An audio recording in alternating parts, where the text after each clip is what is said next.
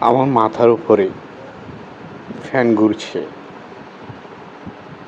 লক্ষ্য করেছেন নিশ্চয়ই। যখন এই ফ্যান বন্ধ হয়ে যাবে, তখন আমি তার দিকে তাকিয়ে দেখব সে কেন বন্ধ হয়েছে।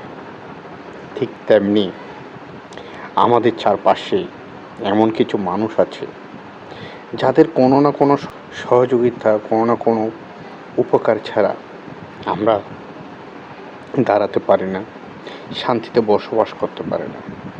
কিন্তু যখন সে মানুষটি তার সহযোগিতার হাত, তার উপকারের হাত বন্ধ করে দেয়, তখন আমরা বলি, আরে তুই পাল্টে গেছিস।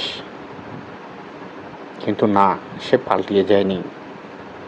সে তার উপলব্ধিটা বুঝতে পেরেছে। সে যখন বুঝেছে তার উপকারের বিনিময়ে তাকে আমরা বাঁশ ছাড়া কিছুই দিচ্ছি না, তখন সেই নিজেকে সরিয়ে রাখে, ঠিক ফ্যানের মতো বন্ধ হয়ে যায়।